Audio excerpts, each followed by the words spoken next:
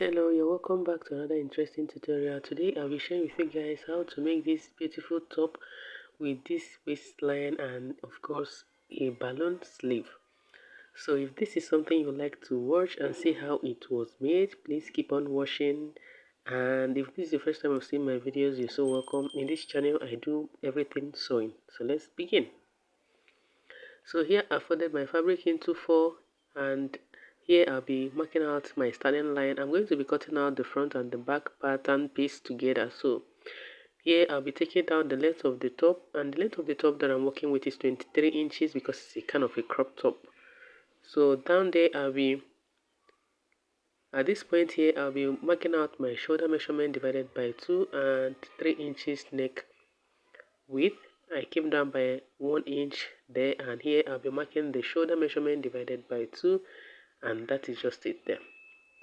So what I'll be doing next now is that I will determine the under bust measurement and the waist line measurement. So at this point here I'll be marking out the bust measurement divided by 4 plus 3 inches allowance, under bust measurement circumference divided by 4 plus 3 inches allowance, and here the waist divided by 4 plus 3 inches allowance.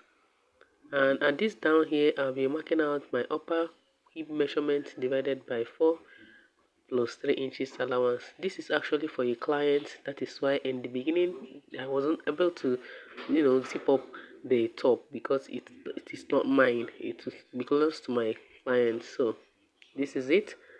So here I'll be marking out the armhole curve. So at this point here I'll be marking down 3.5 inches for my neck depth, my front neck depth, and 1 inch for the back neck depth. So I'll create a circle neckline.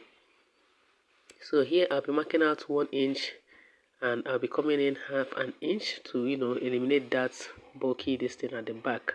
So at this point here I came down by 1 inch and I'll connect it. This is going to be just only for the front, and I added my seam allowance to that. I added seam allowance to the shoulders for joining the shoulders together. I remarked the neck width. I marked 4 inches neck width, and I maintained the neck depth. So that is just it. I'll cut it out just like you see me do. I'll cut out for the front neck, and I'll cut out everything just like you see me here. So after doing it, what I'll be doing is I'll mark out the back. I'll cut out the back to be straight. So here now I have my fabric folded into 2. I'll be marking out the length of the sleeve plus 1 inch hemming allowance.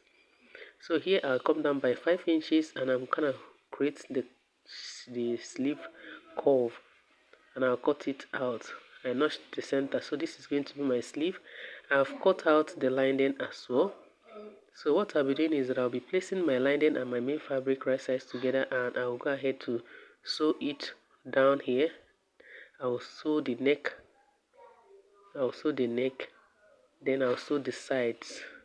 I'll be leaving the shoulder and the armhole open. I'll do the same thing for the back for the back piece.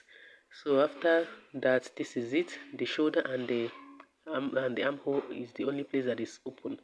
So I'll be holding it down like this. Just watch carefully, you'll see what I'm doing. I'll be holding it down like this, right side facing right side, and I will stitch it down.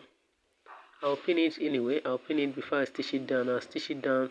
That means I'm joining the shoulders together. I'll do the same thing for the other shoulder. I'll place them right sides like that, and I'll pin it down, and I'll stitch down using that 0.5 seam allowance for joining the shoulders together. After which I will add the zipper at the back. So after doing that, this is what I have. You can see the inside. So I'm not going ahead to dart it. I'm just making use of normal waist dart. After darting it together, I will shape it out. So after doing those things, here is the sleeve. I'll fold the sleeve, the hem like that, and I'll stitch it down. I'll do the same thing on the other one. So after doing that, I'll be passing through this elastic, which is the measurement, my bicep measurement, minus maybe 1 inch, depending on how tight you want it to be. Then after doing that, I'll stitch it down, and this is just it. I'll attach the sleeve to the dress. So first of all, what I'll be doing is that I'll be holding the side seams together down, and I'll pin it down.